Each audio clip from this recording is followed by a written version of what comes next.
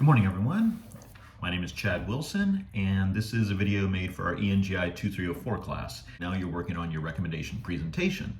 This is the final presentation, acts like a final exam in the class. Now, the requirements for this presentation are that it should be 8 minutes long, and that's a maximum, so don't go over 8 minutes. And you should take a video of yourself standing next to a computer, so it can be next to your desk. The computer can be down lower, it's okay. Just have the computer a little bit behind you and to your side so we can kind of see it. We don't need to see it exactly because you'll also be submitting your PowerPoint files to the Assignments tab. And I believe it's called Final Presentation or Recommendation Report Presentation. I can't remember the exact name. And then you will take the video of yourself and make it one take. Don't edit it, okay? Don't splice it or anything like that. It should be a single take as if it were you giving a presentation to the class. Upload that video to YouTube and make it unlisted, not private, unlisted, okay? Make it an unlisted video.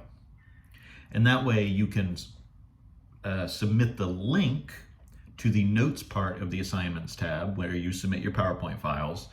And under those notes, I can highlight the link, copy it and paste it and watch your video and evaluate you. So I want to go over briefly here only the ways that you cite sources in a presentation. Now, you know for writing, you know the general rule for citations is that anything does not come from your head probably needs to be cited. And I say probably, we've talked about what's common knowledge and how to define that. So if it's not common knowledge and it doesn't come from your head, it should be cited. Now, the rules for papers are very strict. You're going to follow your major society's guidelines. For most engineering disciplines, it's either a numbering system or an author date system. So not the MLA system, which uses author and page number. Because engineers don't quote, they don't need the exact page number. But for the author date and the numbering system, the in-paragraph citation is just author and date or just a number, and there'll be an end of the paper bibliography or works cited list that will have all of them either numbered in order that they appear or alphabetically by whatever is in that author date citation. So that's for papers. Now for presentations, you can do the same thing. You can have numbers next to your images and next to your data, and then have an end of the presentation works cited list as a separate slide. But it doesn't have to be quite that formal. You don't have to do that. Part of the problem with doing that is that no one ever gets to their citation list, or they'll just say, and here are my citations, and then click off, and the presentation's over. So we really don't get to look at them. And when I see your image or your data, I may wonder, oh, what is that from? But I don't know. I can't even see it. I've got to wait until you get to the end of your presentation before I can even see it, if you even show it to me long enough. And maybe I have to make a note, oh, that was number 3, and then I need to see it at the end. So I actually don't like that kind of system, but it is standard in engineering.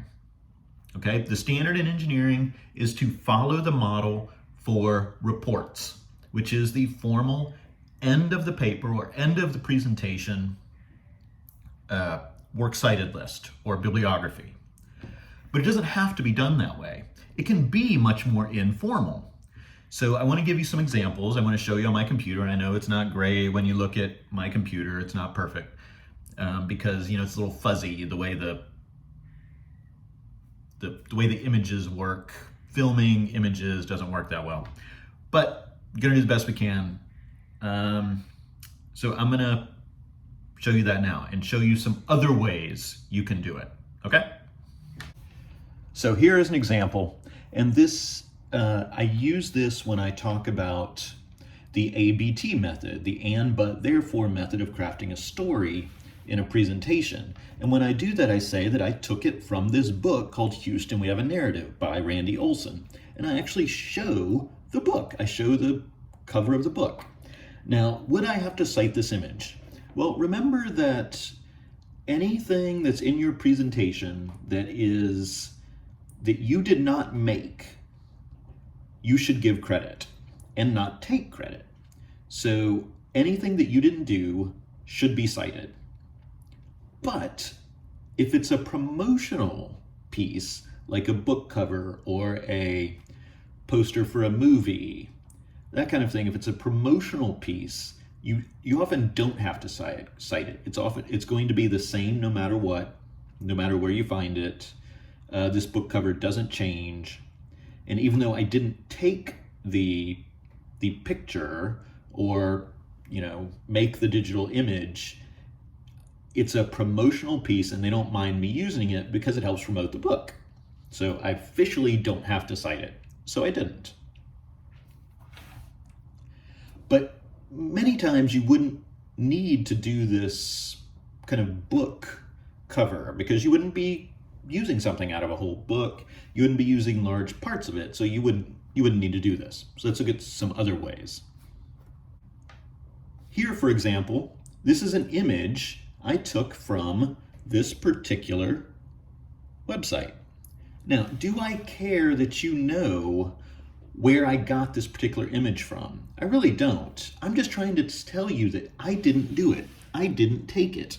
So I put the citation, I put the URL down here. Do you need to know what ASCO is? No, you're not really examining my data here.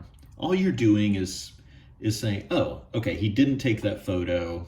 Here's where he got it from. It'd be the same for this. I didn't take this, so I put the URL down here. And I don't have a separate works cited list. For this one, I took a statistic from a specific source, and I put the source down here. And it's from CBS News. So you can see immediately it's from CBS News. I didn't take it from a researcher. They got it from somewhere, but I just want to say where I got it from. Same with this. I took this from a source. So I give you the source where I took it from. But when I get to an actual piece of writing from a source, I then put the citation. This one I put on the side. It's a little weird. You can see that it's from Basilio et al. And I use the formal citation because people may want to know what it's actually from. And I do that for large references or more academic references. I will actually put the entire reference on the slide that I took that from there. And you could do the same if you were taking data. If you put it in a different form on your website, you could put the citation down there. Same with this. I do the same thing. There's the citation. And I think that works better than the end references because we actually see them right there. We don't need to wait to see which piece of information came from which source. So you have a couple choices. You can follow the formal end reference bibliography, or you can put that directly on the slide. And I think if you're using reference works, academic works, that is the way you'd want to do it, like I showed you there. Or if you're just taking images from places and you want to let your audience know that you didn't take the picture, you didn't make the chart, then you could use a more informal reference and just put the URL right next to the image or right next to the data or whatever it is you're doing. So there are a couple different ways to do it. It's not nearly as formal as the kind of citations that you're used to. So good luck. Remember, everything that is in your presentation or in your report, we think you did it unless you tell us you didn't. And you tell us you didn't by citing it. I look forward to your presentations. Good luck.